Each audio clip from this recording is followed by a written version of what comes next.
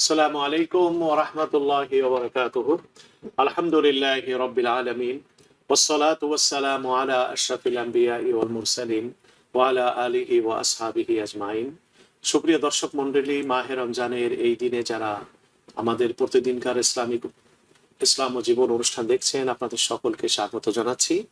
আমরা দ্বিতীয় দশকে রমজানের অবস্থান করছি। আমাদের সময় মাহে রমজানের দিন কত না দূরত আমাদের থেকে চলে যাচ্ছে, কতটুকু নেক আমল করতে পেরেছি, কতটুকু জীবনকে সুন্দর করতে পেরেছি ইবাদতের দ্বারা, কতটা নিজে আল্লাহ পাকের সান্নিধ্য লাভের জন্য আমার নেক আমলকে আমি পরিশীলিত করে আরো বেশি উদ্যমী, উৎসাহী এবং নিজকে আল্লাহ পাকের কাছে সঁপে দেওয়ার মনোবৃত্তি অর্জন করেছি, সেটি এই মুহূর্তে বিবেচনার বিষয়। রব্বুল আলমিনের দরবারে আমরা প্রার্থনা জানাই আমাদের কৃত সমস্ত আমল যেন কবুল করেন এবং আমাদের রমজানের বাকি দিনগুলোকে তার সন্তুষ্টির পথে পরিচালিত করার তৌফিক দান করেন। প্রিয় দর্শক মণ্ডলী, আজকে আমরা আলোচনা করতে চাই এতেকাফ নিয়ে। এতেকাফ মাহে রমজানের সাথে একটি সম্পৃক্ত বিষয় এবং এতেকাফ করা হচ্ছে যেটি শরীয়তে ভিতরে একটি গুরুত্বপূর্ণ ইবাদত হচ্ছে সওয়াবের প্রশ্নে। রাসূল করিম সাল্লাল্লাহু আলাইহি ওয়াসাল্লাম দ্বিতীয় হিজরিতে রোজা ফরজ হওয়ার পর থেকে নিয়ে শুধু তার জীবনে একবার নবী করিম সাল্লাল্লাহু আলাইহি সাল্লাম ইতিকাফ করেননি সাম রিজনে, কিন্তু বাকি সারাটা বছর রাসূল সাল্লাল্লাহু আলাইহি সাল্লাম মানে প্রতি বছরই যখন মাহে রমজান আসতো রাসূলুল্লাহ সাল্লাল্লাহু আলাইহি সাল্লাম তিনি ইতিকাফ করতেন শেষ 10 দিনে। আর যেহেতু এক বছর তিনি ইতিকাফ করতে পারেননি, এজন্য রাসূলুল্লাহ সাল্লাল্লাহু আলাইহি সাল্লাম তার পরের বছর 20টি ইতিকাফ, অর্থাৎ গত বছর যে 10 দিন থাকতে পারেনি সেটি এবং কারেন্ট বছরের এই 10 দিন, এই মোট 20 দিনের ইতিকাফ রাসূলুল্লাহ সাল্লাল্লাহু আলাইহি সাল্লাম করেছিলেন। তো আজকে আমরা এই পয়েন্ট নিয়ে আলোচনা করতে যাই। চলুন আমরা রাসূলুল্লাহ সাল্লাল্লাহু আলাইহি সাল্লাম এই ব্যাপারে কি বলছে আমরা দেখে নিই। প্রিয় নবী সাল্লাল্লাহু আলাইহি ওয়াসাল্লাম তিনি বলছেন, হযরতে আয়েশা রাদিয়াল্লাহু তাআলা আনহা সম্পর্কে আছে, রাসূলুল্লাহ সাল্লাল্লাহু আলাইহি সাল্লাম বলছেন, আন্না নবী সাল্লাল্লাহু আলাইহি ওয়াসাল্লাম কানা ইয়াতাকিফুল আল আশরাতাল আওয়াখির মিন রমাদান হাত্তা তাওয়াফাহু আল্লাহু তাআলা সুম্মা ইতাকাফা আজওয়াজুহু। হযরতে আম্মা জান আয়েশা রাদিয়াল্লাহু তাআলা আনহা বলেন যে রাসূলুল্লাহ সাল্লাল্লাহু আলাইহি ওয়াসাল্লাম তিনি সর্বদাই তিনি কি করতেন? ইতিকাফ করতেন। সর্বদা প্রত্যেক রমজান এলেই রাসূলুল্লাহ সাল্লাল্লাহু আলাইহি ওয়াসাল্লাম ইতিকাফ করতেন।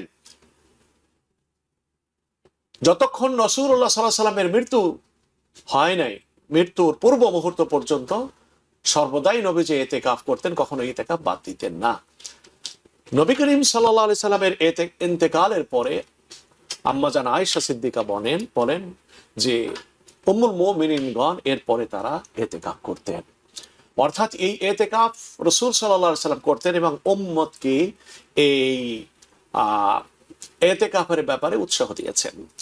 আরো অনেক হাদিস এখানে আছে, ইনশাআল্লাহ আমরা কন্টিনিউ করব।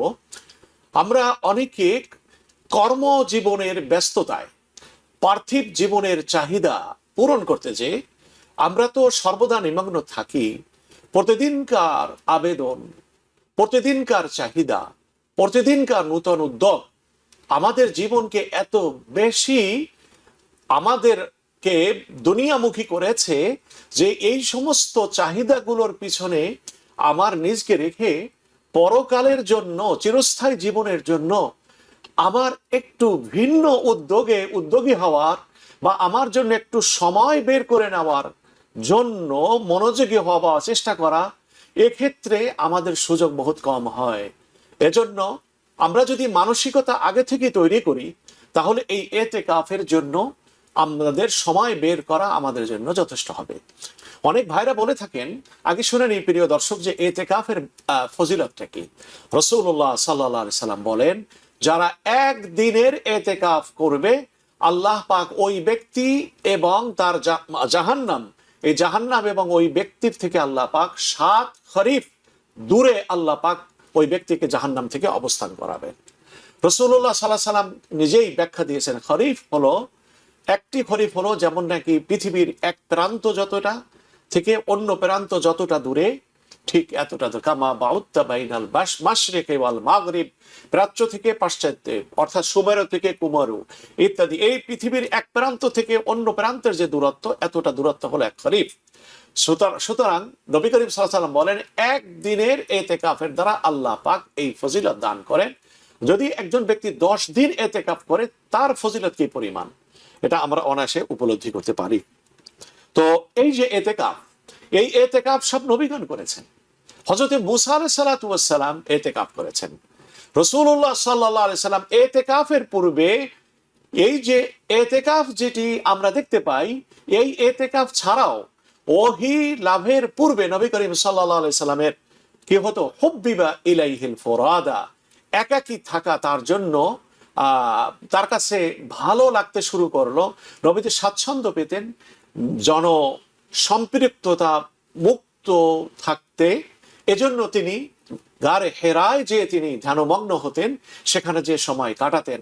রাসূলুল্লাহ সাল্লাল্লাহু আলাইহি সাল্লাম নবুয়াতের প্রায় 6 মাস পূর্ব থেকে এই ধ্যানমগ্নে রাসূলুল্লাহ সাল্লাল্লাহু আলাইহি সাল্লাম ছিলেন। তাহলে এটাও কিন্তু এক ধরনের এতেকাফ। এতেকাফের এই আমলের দ্বারা কি জিনিসটি অর্জিত হয়, একটি হাদিসে কুদসিতে আল্লাহ সুবহানাহু ওয়া তাআলা আমাদেরকে জানাচ্ছেন যে, ইয়া বানি আদম ইফরিগ লি সাআতান আমলাউ সাদরাকা গিনান, হে বনি আদম, হে বনি আদম, তুমি আমার জন্য কিছুটা সময় বের করো। আমি আল্লাহ, আমাকে নিয়ে ধ্যান মগ্ন তুমি থাকবে, আমাকে নিয়ে তুমি ভাববে, আমার রহমতের কথা তুমি চিন্তা করবে, আমার নৈকট্য অর্জনের তুমি চিন্তা করবে। এই জাতীয় ভাবনা নিয়ে আমার জিকির ও তাসবিহ ও তাহলিলকে তোমার জবানে উচ্চারণ করে তুমি আমার জন্য কিছুটা সময় আলাদা হও। এর বিনিময়ে আমি তোমাকে কি দিব? আমলাউ সাদরাকা গিনান, তোমার অন্তরকে সুখের ঐশ্বর্য দিয়ে আমি পরিপূর্ণ করে দিব। তোমার অন্তরকে সুখের ঐশ্বর্য দিয়ে আমি পরিপূর্ণ করে দিব। প্রিয় দর্শক, এই যে সুখের, মনের যে সুখ, এই কথাটি আমরা শুনি, কিন্তু এই মনের যে সুখ, এই সুখটা যে কত বড় বেশি দামি জিনিস, আমরা কিন্তু এটাকে সাধারণ পর্যায়ে আমরা কিন্তু রিয়ালাইজ কম করতে পারি। এক নম্বর হলো এই যে, দেখুন, দুনিয়ার মানুষের ধারণা থাকে যে আমার যদি অর্থ বিত্ত বৈভব বেশি হয়, আমি তাহলে সুখী হয়ে যাব। দেখা যাচ্ছে ওই ব্যক্তি যখন সম্পদের অধিকারী হয়ে যান, অনেক সম্পদের অধিকারী হয়ে যান, তখন সর্বপ্রথম তার থেকে যেটা বিদায় নেয় সেটা হচ্ছে তার মনের সুখ। কারণ স্বপ্নে এমন, আমি যদি শীর্ষ নেতৃত্বের অধিকারী হতে পারি, আমি সুখী হয়ে যাব। ওই ব্যক্তি যখন নেতৃত্ব পেয়ে গেল, দেখা গেল যে তার মনের ভিতরে অশান্তি এত বেশি, স্বস্তি তৃপ্তি সাধারণ পর্যায়ের, যেটাকে বলা হয় আপনার এক ধরনের কালনেস, এটা তার ভিতরে থাকে না। সর্বদা বিভিন্ন কাজ, বিভিন্ন চিন্তা, বিভিন্ন দুশ্চিন্তা সর্বদা তাকে অস্থির করে রাখে। তো এগুলা কোনোটাই কিন্তু আমার দুনিয়ার জিন্দেগিতে আমার অন্তরকে প্রশান্ত করার বস্তু নয়। হ্যাঁ, আমার মন যেহেতু চাচ্ছে, এটা বস্তু হবে না কেন? মন যেটা চাওয়া আর নফসের একটা চাওয়া, দুইটার ভিতরে পার্থক্য আছে। এটাও আমরা রিকগনাইজ করতে অনেক সময় ভুল করে ফেলি যে একটা হলো মনের চাওয়া। যেমন কোনো ব্যক্তি যদি সিগারেট পান করে অভ্যস্ত হয়ে গেলে, তখন সে সিগারেট আরো বেশি পান করতে চায়। এই যে চাহিদাটা তার তৈরি হলো, এটা কি তার আত্মার চাহিদা? নিশ্চয়ই না। কারণ আত্মা সর্বদা মানুষকে, আত্মা পরিতৃপ্ত হয় সৎকর্মের দ্বারা, আত্মা পরিতৃপ্ত হয় ওই সমস্ত কর্মের দ্বারা যে সমস্ত কর্ম পার্থিব নয়, যে সমস্ত কর্মের সম্পর্ক পার্থিব জগতের সাথে নয়, যে কর্মের সম্পর্ক, যে উদ্যোগের সম্পর্কের সাথে সম্পর্ক হলো যাকে দেখা যায় না, যাকে উপলব্ধি করা যায়, যিনি সর্বশক্তিমান, যিনি সর্বদয়ালু, যিনি সর্বক্ষমাশীল, সর্বগুণের আধার, ওই সত্তার সাথে সম্পৃক্ত হওয়ার দ্বারা, তার হুকুমকে নিজের ভিতরে প্রতিষ্ঠা করার দ্বারা, তার চাহিদার সাথে নিজের চাহিদাকে মিলিয়ে ফেলার দ্বারাই এই আত্মা প্রকৃতপক্ষে পরিতৃপ্ত হয়। সুতরাং অর্থ পেয়েও যদি কোনো ব্যক্তি আত্মার শান্তি না পেয়ে থাকে, তাহলে তার অর্থ অর্জনের শ্রম তার জীবনে ব্যর্থতা। পদের মর্যাদা পেয়েও যদি সে শান্তি না পায়, মনের শান্তি, ব্যর্থতা, পারিবারিক জীবন যাপন করার পরেও যদি মনের সুখ কেউ না পেয়ে থাকে, এটা তার জীবনের ব্যর্থতা। আত্মার সুখ হলো ওই সুখ, যে সুখ একবার প্রবেশ করে, এটা অন্তরে ক্যারি করে, এটা থেকে তার সে মুক্ত হয় না। মনের ভিতরে এক আকুতি অনুভব করে, স্বস্তি অনুভব করে, তৃপ্তি বোধ করে, যে তৃপ্তি বোধ তাকে গুনাহ থেকে বেঁচে থাকার প্রবল শক্তি দিয়ে তাকে শক্তিমান করে এবং রব্বুল ইজ্জতের নৈকট্যশীল হওয়ার উদগ্র বাসনায় তাকে সর্বদা পরিচালিত করতে থাকে। সুতরাং ইতিকাফের দ্বারা আল্লাহ সুবহানাহু ওয়া তাআলা আমার আপনার সুখের ঐশ্বর্যকে, সুখের সাথে আল্লাহ পাক ঐশ্বর্যমণ্ডিত করে দিবেন। এটা হলো ইতিকাফের ফজিলত। আর রমজান মাসের এই ইতিকাফ, এটা হলো সুন্নাতে মুআক্কাদা কিফায়া। সুন্নাতে মুআক্কাদা কিফায়া বলতে বোঝায় যে এলাকায় মসজিদ আছে ওই এলাকার মানুষের জন্য, মানুষের পক্ষ থেকে কাউকে না কাউকে এই 10 দিনের ইতিকাফ করতে হবে। যদি এই এলাকার একজনও ইতিকাফ না করে 10 দিনের জন্য, তাহলে ওই এলাকার সমস্ত মানুষ সুন্নাতে মুআক্কাদা তরকের গুনাহগার হবে, অপরাধে সাব্যস্ত হবে। আর যদি একজনকে ইতিকাফ করে ফেলে, তাহলে সকলের পক্ষ থেকে ইতিকাফটি আদায় হয়ে যাবে। সুতরাং আমরা যে ইতিকাফের যে আলোচনা করছি, এটা যদিও সুন্নাতে মুআক্কাদা কিফায়া, কিন্তু এই ইতিকাফের সাথে মাহে রমজানের একটা বিরাট সম্পর্ক রয়েছে। হযরত মূসা আলাইহিস সালাতু ওয়াস সালাম তিনি যখন ইতিকাফে থাকলেন 30 দিন, আর আল্লাহ পাকের সাথে সাক্ষাতের জন্য তিনি পাহাড়ে তুরের উপরে তিনি মেসওয়াক করে তিনি রওনা হলেন, তখন আল্লাহ পাক বললেন যে রোজা অবস্থায় তুমি মেসওয়াক করলে কেন?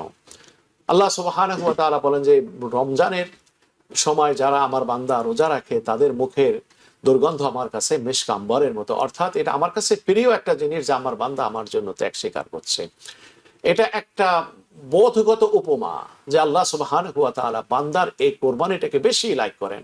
আর সুগন্ধি যেটা, সেটা হলো মানুষের কাছে পার্থিব জীবনের ভিতরে, অদৃশ্যময় বস্তুর ভিতরে সেটা তার কাছে বেশি প্রিয় হয়। একটা হলো মনের সুখ, আর বাস্তব হলো এটা হলো পারফিউম, যে সুগন্ধি, যেটা মানুষের চিন্তা চেতনাকে শক্তিমান করে ফেলে, মানুষের মন ভাবনাকে উন্নত করে ফেলে। তো আল্লাহ পাকের কাছে বান্দার এই আমলটি অন্য অন্য সমস্ত আমলের চাইতে ভিন্ন ধরনের গুরুত্ব বহন করে, ভিন্ন ধরনের তাৎপর্য বহন করে। এটাই সুগন্ধির সাথে উপমা দিয়ে ভাবগত অর্থ বোঝানো হয়েছে। তা না হলে দুর্গন্ধের ভিতরে সুগন্ধি আসবে কোত্থেকে? হযরত মূসা আলাইহিস সালাতু ওয়াস সালামকে আল্লাহ পাক বললেন, তুমি যেহেতু মেসওয়াক করে এসেছো, তোমাকে আরো 10 দিন তোমাকে কি করতে হবে? ইতিকাফ করতে হবে। ওয়া ওয়া'আদনা মূসা 30 লাইলাতান ওয়া আতমামনাহা বি'আশরিন ফাতাম্মা মিকাতু রাব্বিহি 40 লাইলা ওয়ালাম্মা জাআ মূসা লিমিকাতিনা, এরপর আল্লাহ পাক ওয়া কাল্লামাহু রাব্বুহু। তো এই ইতিকাফের পরে আল্লাহ পাক মূসা আলাইহিস সালামের সাথে কথা বলতে পারলেন এবং এরপরে আগ্রহ জন্মাইল মূসা আলাইহিস সালামের, যে তিনি এত বেশি উদ্গ্রীব হলেন আল্লাহকে সচক্ষে দেখার জন্য। তিনি দাবি করে ফেললেন, ইয়া রাব্বি আরিনি আনজুর ইলাইক, হে আমার আল্লাহ, আমি আপনাকে দেখতে চাই, আরিনি আনজুর ইলাইক। হযরতে মূসা আলাইহিস সালাতু ওয়াস সালামকে আল্লাহ পাক বললেন, ক্বালা লান তারানি, হে মূসা, তোমার এই ক্ষমতা নেই, সাধ্য নেই, তুমি আমাকে দেখতে পাবে।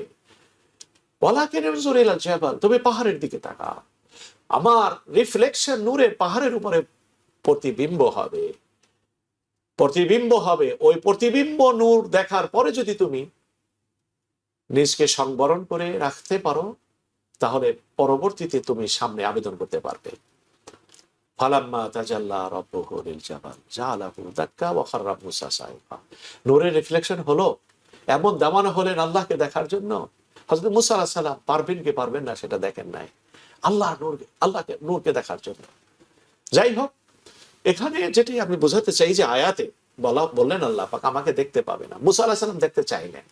এই দেখতে চাওয়ার এই অনুপ্রেরণা ওনার সৃষ্টি করলো কে? আল্লাহ পাকের সাথে কথোপকথনের দ্বারা। আর আল্লাহ পাকের সাথে কথোপকথনের এই সুযোগটা মূসা আলাইহিস সালাম লাভ করলেন কখন? 30 দিন রোজা উইথ ইতিকাফ, এরপরে আরো এডিশনাল 10 দিন তিনি ইতিকাফ করার পরে আল্লাহ পাকের সাথে কথা বলার সুযোগ লাভ করেছে। আল্লাহ সুবহানাহু ওয়া তাআলা কোনো মানুষের সাথে ডাইরেক্ট কথা বলেন না। কিন্তু আল্লাহ পাকের নৈকট্যশীল বান্দা বান্দা হতে পারে তার এমন যে কর্ম সবচেয়ে বেশি কার্যকর কর্ম নফল ইবাদতের ভিতরে এটাই হচ্ছে এই ইতিকাফ। যদি কেউ কোনো মুমিন বান্দা ইতিকাফ করে তার জীবনের ভিতরে পরিপূর্ণভাবে পরিবর্তন আসতে বাধ্য, পরিপূর্ণভাবে তার চিন্তা চেতনার ভিতরে পরিবর্তন আসতে বাধ্য। দুনিয়ার চাইতে আখিরাতের আকর্ষণ তার ভিতরে প্রগাঢ় হতে বাধ্য। আল্লাহর সন্তুষ্টিওয়ালা কাজ তার কাছে প্রিয় হতে বাধ্য। জীবনকে সর্ব অবস্থায় আল্লাহর ইবাদতের ভিতরে অন্তর্ভুক্ত রাখা বা ব্যাপৃত রাখার এই উদগ্র চেতনা বাসনা তার ভিতরে সৃষ্টি হতে বাধ্য। এটা হলো ইতিকাফের ফজিলত। যে কথাগুলো আমি বললাম, এই ফজিলতগুলো যদি আমরা আমাদের জীবনে নফল ইবাদতের দ্বারা যদি আমরা পেয়ে যাই, তাহলে দিন আমার ভিতরে প্রতিষ্ঠিত হওয়ার জন্য আর কি বাকি থাকলো? তাহলে আমি তো সমস্ত আল্লাহ পাকের যে দিন তিনি আমার জন্য মনোনীত করেছেন, ওই দিনকে পরিপূর্ণভাবে পালনকারী বান্দা, বান্দায়ে কামেল, বান্দায়ে মুমিনে কামেল আমি নিজকে করতে পারলাম। সুবহানাল্লাহি ওয়া বিহামদিহি। আমলটি হচ্ছে সুন্নতে মুআক্কাদা কিফায়া, কিন্তু এর প্রভাব কতই না সুদূর প্রসারী। আর যাকে আল্লাহ পাক তার নিজের জন্য আলাদা করে নিলেন, ময়দানে মাহশারে আল্লাহ পাক তাকে কখনোই জাহান্নামীদের গ্রুপের অন্তর্গত করবেন না। এর প্রমাণই হচ্ছে ইতিকাফ। সুবহানাল্লাহি ওয়া বিহামদিহি। প্রিয় ভাইরা, আমাদের পূর্বসূরীগণ তারাই ইতিকাফের জন্য এত বেশি লালায়িত থাকতেন, এত বেশি উদ্গ্রীব থাকতেন যে পুরো রমজান মাসের সমস্ত কাজগুলো তারা তৈরি থাকতেন যে ইতিকাফের শেষ 10 দিন সময় কখন আসবে।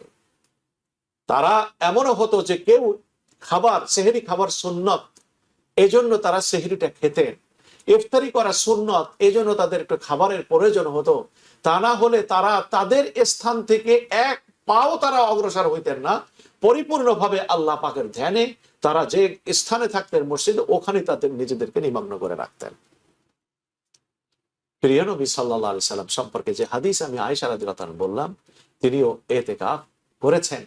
আমরা যদি আল্লাহকে দেখতে না পাই, কিন্তু আল্লাহ পাক তো আমাদেরকে দেখেন। ফাইল্লাম তাকুন তারাহু ফাইন্নাহু আরাক। মুসা আলাইহিস সালাতু ওয়াস সালাম কে আল্লাহ পাক উত্তর দিয়েছেন, তোমাকে আমি কথা বলার দ্বারা যে সুযোগ দিয়েছি তার চাইতেও বেশি ফজিলতওয়ালা পজিশন হলো ওই নবীর উম্মতের, যার উপরে আমি 30 দিনের বা মাসে আমি 1 মাসের রোজা ফরজ করেছি। তারা যখন রোজা রাখবে, তারা আমার তার চাইতে বেশি প্রিয়, আমার সবচাইতে বেশি কাছের হবে। সুবহানাল্লাহি ওয়া বিহামদিহি। রাসূলুল্লাহ সাল্লাল্লাহু আলাইহি ওয়াসাল্লাম এটি আমাদেরকে হাদিসের মাধ্যমে জানিয়েছেন। সুতরাং আমরা ইতিকাফের জন্য আমরা বুঝতে পারলাম এই ইতিকাফের বিষয় কি। ইতিকাফের জন্য পুরুষদের মসজিদে অবস্থান করতে হবে। পুরুষদের জন্য গৃহে আপনার ইতিকাফ জায়েজ নেই। হ্যাঁ, যদি কেউ এমন অসুস্থ হয়ে যান যিনি অনায়াসে মুভ করতে পারেন না, এমন কোন পুরুষ যদি হয়ে থাকে যাকে মসজিদে নিয়ে আসার কেউ নেই, এমন হলে তিনি ঘরে বসে ইতিকাফ তিনি করতে পারেন। আর মা বোনদের জন্য মসজিদের ভিতরে ইতিকাফ করা জায়েজ নাই। তারা গৃহে মসজিদ, তাদের গৃহটাই হচ্ছে মসজিদের মতো, সুতরাং তারা তাদের গৃহে অবস্থান করবেন। যে ঘরে তিনি অবস্থান করেন, এখানে তিনি দুনিয়ার কাজ কর্ম ইত্যাদি সমস্ত কাজও তিনি করতে পারবেন। সংসারের কাজ আঞ্জাম দিয়েও তিনি ইতিকাফ করতে পারবেন। আল্লাহ পাক এই সুযোগ তাদেরকে দিয়েছেন। কেমন? ঘরের যে অংশটুকু পরিমণ্ডল, এই পরিমণ্ডলের বাইরে না যাওয়া, এটা চেষ্টা করতে হবে সর্বদা। এখানে আরেকটি পয়েন্ট মনে রাখি, আমাদের যে সমস্ত গ্রোসারি কিংবা অন্য অন্য ঈদ সংক্রান্ত ক্রয় বিক্রয় এই বিষয়গুলো রয়েছে, আমরা যারা ইতিকাফে মগ্ন হব, আমাদের আগে ভাগ থেকে এগুলোর জন্য প্রস্তুত থাকা দরকার। ঈদের পোশাক কি হবে? ঈদের পোশাক নতুন পড়তে বাধা নেই, কিন্তু সেই পোশাকের জন্য যেভাবে আমরা সময় ব্যয় করি, ইসলামের আসল উদ্দেশ্য এটা নয়। আমরা পোশাকের সৌন্দর্যটা আমাদের জীবনে মুখ্য নয়, এটা বোঝাবার জন্যই আমাদের অন্তর্জগতের নিয়ন্ত্রণের রোজা আমরা রাখলাম। অন্তর্জগৎকে নিয়ন্ত্রণ করলাম আমরা, সারা মাস চাহিদা পূরণ করলাম না খাদ্যের পানাহারে। আর সেই রোজার ভিতরে থেকে গুরুত্বপূর্ণ সময় নষ্ট করছি ঈদের পোশাকের জন্য। শুধু কি একটু পোশাক, এক জায়গা থেকে এক জায়গা, এক মার্কেট থেকে আর এক মার্কেটে। দেখা যায় 20 রমজানের পরে আমরা এত বেশি এই ঈদের নূতন পোশাক পরার সুন্নাত পালনে ব্যস্ত থাকি যে এর পাশাপাশি যে আরো মর্যাদাপূর্ণ ইবাদত, সে ইবাদত থেকে আমরা নিজেদেরকে বঞ্চিত করে ফেলি। প্রিয় দর্শক শ্রোতা, আমরা চেষ্টা করব যারা ইতিকাফের জন্য আমাদের মন তৈরি করতে হবে আগে থেকে আমরা তৈরি হয়ে যাই। যতই ব্যস্ততা লাইফে থাকবে, জীবনে কখনো ব্যস্ততা ফ্রি লাইফ পাওয়া যাবে না, কিন্তু এর ভিতর থেকেও আমাদের যে গুরুত্বপূর্ণ কাজটি আমাকে করে নিতে হবে। আমার কর্মব্যস্ততা দেশে আছে, প্রত্যেকের যার যার কর্মব্যস্ততা আছে, তবুও তো যখন দেশে যাই তার জন্য আমার একটা প্রস্তুতি থাকে যে 6 মাস আগে থেকে যে আমি যখন এদেশে থাকবো না, আমার মর্গেজ পেমেন্টের কি ব্যবস্থা হবে, আমার গাড়ির পেমেন্টের কি ব্যবস্থা হবে ইত্যাদি, আমার ইলেকট্রিসিটি বিল কে দিবে, এগুলো সব কিন্তু আমরা আগে থেকে আয়োজন করে তারপরে বাংলাদেশে যাই। আমি আল্লাহ পাকের জন্য 10টা দিন দিব, এটার জন্য আমার কোনো প্রস্তুত থাকবে না। অবশ্যই আমাদের ইতিকাফ করা উচিত। আমাদের নিজেদের ভিতরে পরিবর্তন আনি না, নিজেদের ভিতরে পরিবর্তন না এনে পৃথিবীকে কোনোদিন পরিবর্তন করা যাবে না, পরিবারকেও পরিবর্তন করা যাবে না, অন্য কাউকে পরিবর্তন করা যাবে না। পরিবর্তন যদি আনতে হয়, ভালো কোনো পরিবর্তন আনতে হয়, তাহলে নিজের ভিতরে পরিবর্তন আনতে হবে।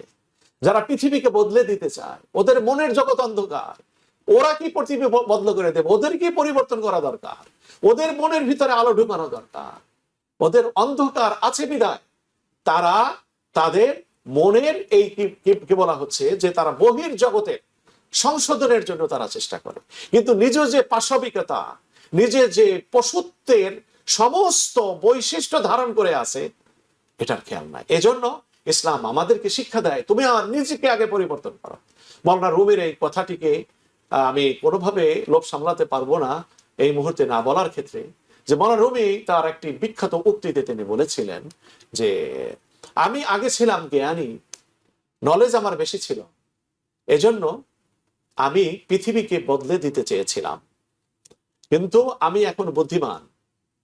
বুদ্ধিমান অর্থ যে আমার জন্য কোনটা উপকারী কোনটা ক্ষতি, এবং আমার জীবনের শুভ ফলাফল কোন সাধনায়, এটা এখন আমার সামনে চলে আসছে, আমি বুঝতে পারছি। আগে ছিলাম জ্ঞানী, এজন্য পৃথিবীকে বদলে দিতে চেয়েছিলাম, এখন আমি এখন কি বুদ্ধিমান হয়েছি, এজন্য আমি আমার নিজকে বদলে দিতে চাই। আগে আমি পৃথিবীকে বদলাতে চেয়েছিলাম, কেন? তখন আমি জ্ঞানী ছিলাম। আর এখন যখন আমি বুদ্ধিমান হয়েছি, এখন আমি আমার নিজকে বদলাতে চাই। এটার দ্বারা আরো একটা জিনিস ইঙ্গিত করছেন যে দুনিয়া বদলানো সহজ, নিজকে বদলানোটা অত সহজ নয়। দুনিয়া বদলানোর কাজটি আঞ্জাম দেওয়া অন্য কাউকে দেওয়া হতে পারে, অন্য কেউ এটা করে দিতে পারে, নিজের কি কাজটা অন্যরে দিয়া করানো।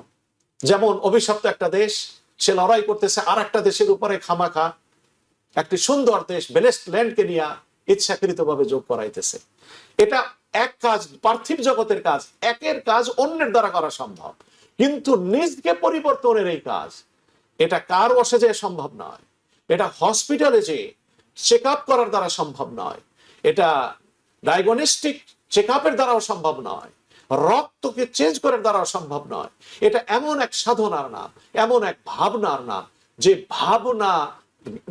যে ভাবনার জ্ঞানের উৎস হচ্ছে ওহী, যে ভাবনা আমাকে সর্বদা এই কথা ভাবতে শেখায় যে আমি যতটা আমি আমার আল্লাহর জন্য করব, তার নৈকট্য অর্জনের চেষ্টা করব, বিশুদ্ধ অন্তঃকরণতা তৈরির তার যে ফর্মুলা সেটাকে বাস্তবায়ন করব, তত বেশি আমার আত্মার জগৎ পরিশীলিত হবে। মাওলানা রুমি আরেকটি কথা বলেছেন, এরপর আমি আপনাকে দিব। মাওলানা রুমি বলছেন যে আগে আমি জ্ঞানী ছিলাম, এজন্য আমি কি করতাম, বিন্দু থেকে সমুদ্র বানাতে চাইছিলাম, বিন্দু থেকে সমুদ্র সৃষ্টি করতে আমার স্বপ্ন ছিল যখন আমি জ্ঞানী ছিলাম, কিন্তু আজকে আমি বুদ্ধিমান হয়েছি, এখন আজ আমি সমুদ্রকে আমি বিন্দুর ভিতরে অনুপ্রবেশ করাতে চাই। অনেক দূরের অর্থ এটাই একটি। মানুষের ফিজিক্সের যে পাশে মেটাফিজিক্স যে আছে, ফিলোসফির পিছনেও যে ফিলোসফি আছে, সায়েন্সের পিছনেও যে আরেকটা সায়েন্স আছে, এগুলা আমরা এই বস্তুবাদী জগতের ভিতরে নির্মাণ থাকার কারণে আমরা বেমালুম ভুলে গেছি। এই সমস্ত আমাদের দুরবস্থা থেকে, শূন্যতা থেকে, শর্টকামিং থেকে মুক্তির জন্যই আমাদের সামনে এতেকাফ। প্রিয় দর্শক, আমরা আল্লাহর কাছে তৌফিক চাই, আল্লাহ যেন আমাদেরকে এতেকাফ করার তৌফিক দান করেন। আর যদি এতেকাফ করতে না পারি, এবছর এখন থেকে আমি নিয়ত করে ফেলি যে আল্লাহ তুমি যদি আমাকে হায়াত দাও, আমি যেন এতেকাফ করতে পারি। আর পাশাপাশি যারা এতেকাফ করছেন, যদি দোনোটার কোনোটাই সম্ভব না হয়, এতেকাফ যারা করছেন তাদের এতেকাফ যেন আল্লাহ পাক কবুল করেন, এজন্য তাদের জন্য আমরা দোয়া করা আল্লাহ পাকের কাছে। জি, আসসালামু আলাইকুম প্রিয় দর্শক, আপনাদের দেখছেন ইসলাম জীবন। মাওলানা ফাকিন দিশাম আপনাদের সাথে যখন ছিলেন এবং আলোচনা করেছেন এতেকাফ সম্পর্কে, কিছু প্রশ্ন রয়ে গিয়েছে উনি যেটা এখনো ক্লিয়ার করেননি। মাওলানা জাযাকাল্লাহ খায়ের, মাওলানা উপস্থিতি আপনি শুরু করেছেন এবং আপনি এতেকাফে আলোচনা করেছেন। প্রথম প্রশ্ন যেটি, সেটা হলো যে আপনি বলেছিলেন যে এতেকাফ সুন্নতে মুআক্কাদা আল কিফায়া, মানে এলাকার যে জামে মসজিদের সাথে সম্পর্কিত যে সমস্ত লোকরা থাকবেন তাদের মধ্যে কেউ এটা আদায় করলে প্রত্যেকের পক্ষ থেকে এতেকাফ আদায় হয়ে যাবে, ঠিক না? জি। এতেকাফের যেটা বিভিন্ন মাসলা, মানে আরো কয়েকটা প্রকার আছে, যেমন ওয়াজিব আছে এতেকাফ, ওয়াজিব এতেকাফ আছে। কোনো ব্যক্তি যদি মান্নত করে থাকে তার এতেকাফ করতে হবে। জি। আবার মুস্তাহাব এতেকাফ আছে। জি। আবার নওয়ায়তুন, কেউ মসজিদে ঢুকার সময় এতেকাফের নিয়তে ঢুকে, সেটাও একটা এতেকাফ। এখন মান্থ অফ রমাদানে কোনো ব্যক্তি যদি এতেকাফ করতে চায়, একটা তো এতেকাফ হলো 20 তারিখ সূর্য অস্তমিত হওয়ার আগের থেকে নিয়ে ঈদের চাঁদ পর্যন্ত। তো আরেকটা এতেকাফ হতে পারে যে ব্রোকেন এতেকাফ, যখনই মসজিদের সুযোগ হবে মসজিদে এসে রাতে থাকা, অবস্থান করা। সে কেউ নফল এতেকাফের জন্য কোনো টাইম টেবিল নাই। মসজিদে যখনই প্রবেশ করি তখন আমি এতেকাফের নিয়তে আমি ঢুকতে পারি। নফল এতেকাফের হুকুম ভিন্ন।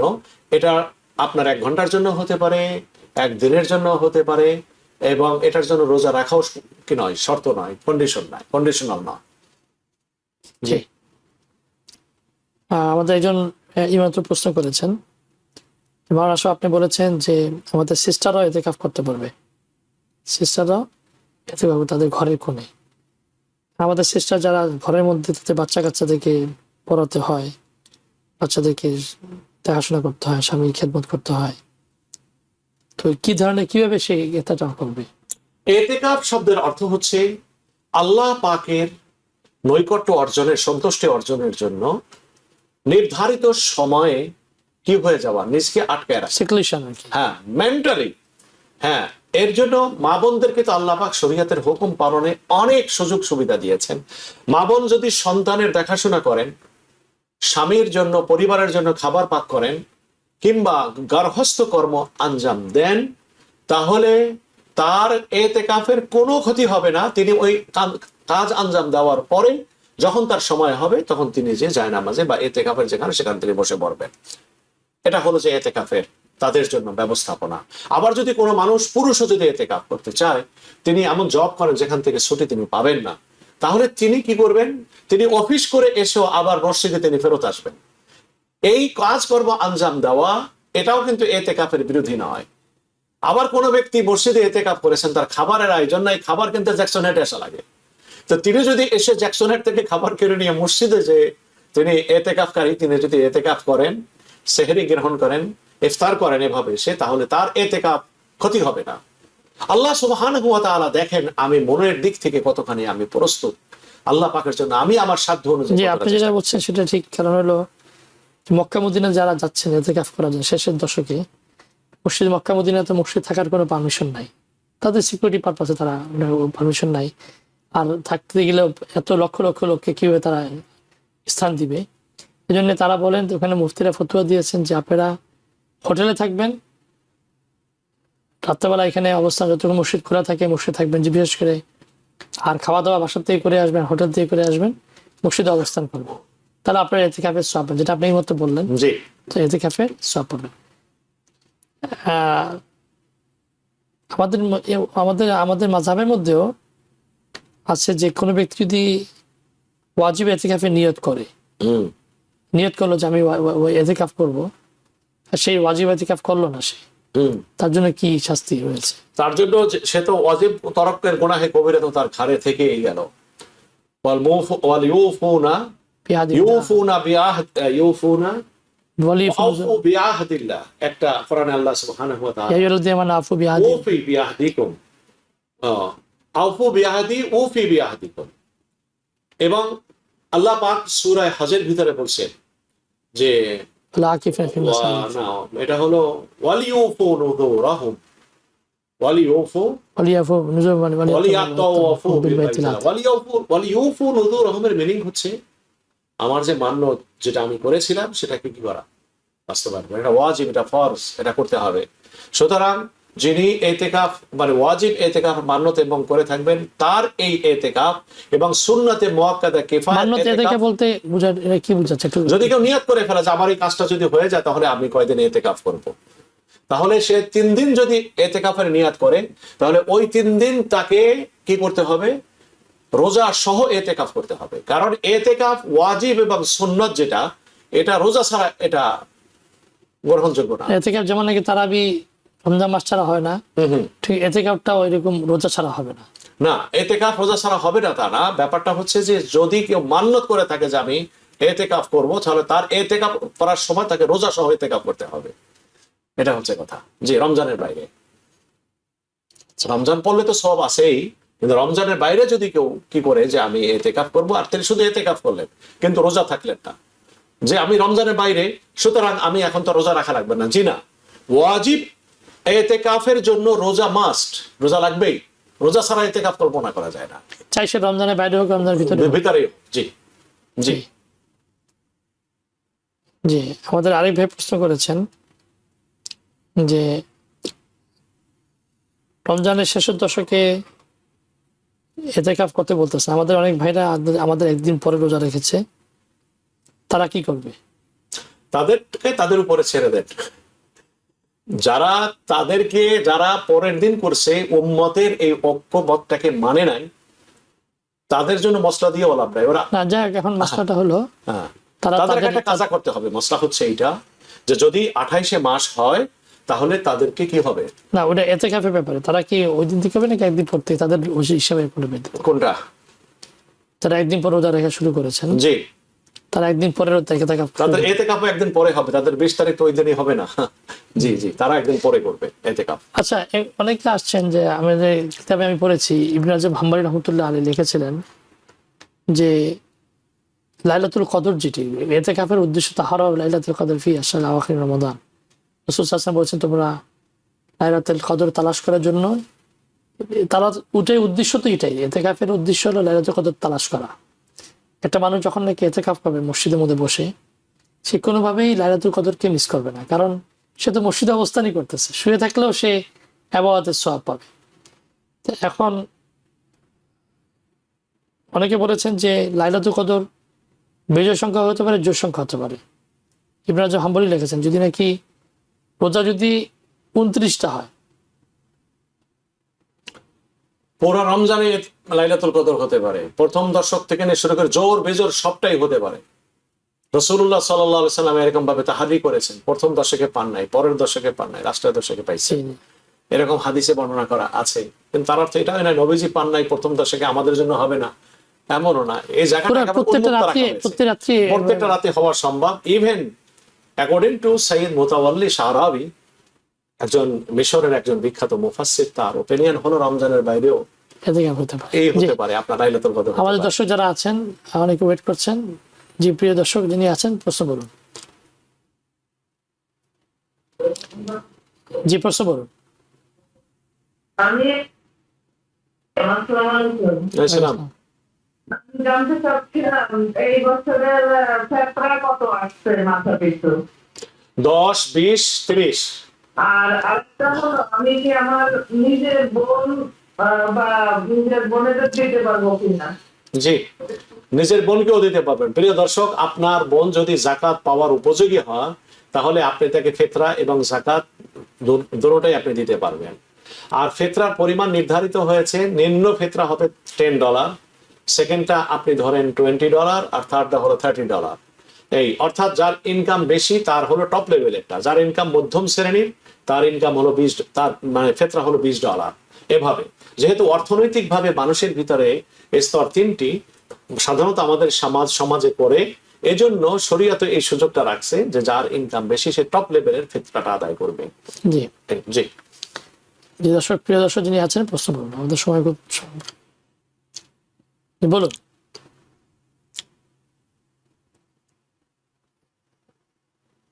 জি বলুন, শুনছি।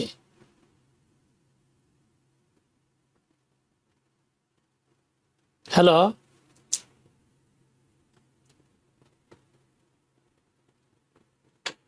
ওকে, জি আসসালামু আলাইকুম হুজুর। আসসালাম। হুজুর, আমার একটা প্রশ্ন ছিল যে আমার ছেলে বাথরুম থেকে রথস্থানে যাবে 3 দিনের সফরে, কি রোজা রাখতে পারবে? কোথায় যাবে? রচেস্টার যাবে, সে 3 দিনের সফরে যাবে, সে কি রোজা রাখতে পারবে? না, 3 দিন কোথায় যাচ্ছে, কত দূরে সফর? বাথরুম টু রথস্টার 1 আওয়ার। জি জি জি 48 মাইল। প্রিয় দর্শক, আপনাকে জানতে হবে কতটুকুর নিয়তে একজন মানুষ ট্যুর করলে মুসাফির হয়। এটা হলো আপনার 48 মাইল দূরে, 3 মঞ্জিল। বাফেলো থেকে রচেস্টার কতটুকু মাইল দেখতে হবে? না, যদি 48 মাইল দূর আপনার এখান থেকে, যদি আপনি আপ স্টেটেও যান, হাডসনেও যান, তবু আপনি মুসাফির। এখান থেকে আপনি যদি 40 মাইল দূরে কোথাও, 48 মাইল দূরে কোথাও যান, আপনি নিউ ইয়র্ক সিটির ভিতরেও যদি হয়, তবু আপনি মুসাফির। জি প্রিয় দর্শক যে লাইনে আছে প্রশ্ন বলুন। হ্যাঁ, লাইনটা কেটে গিয়েছে।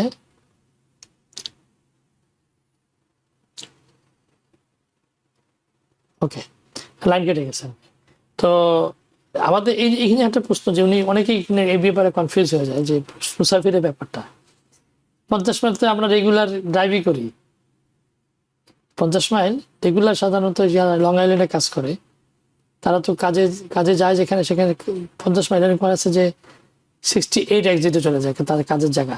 তো এখান থেকে 68 দেখা যায় যে 52, 53, 55 মাইল হয়ে যায়। তখন সে কি মুসাফির হয়ে যাবে? এই জন্য মুসাফির তো নিয়ত করতে হবে যে আমি ওখানে যাচ্ছি, তখন সে মুসাফিরের হুকুমে গণ্য হবে সে। জি, তো ওখানে গেলে সে নামাজ পড়বে, মুসাফিরের নামাজ পড়বে সে।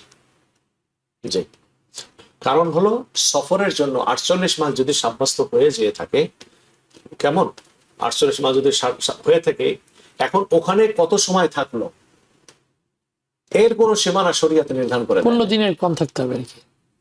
15 দিনের কম হইলেই হয়েছে, কিন্তু কতটা কম এটা কোনো নির্ধারিত না। এটা 1 ঘন্টার জন্য হলেও সে মুসাফির।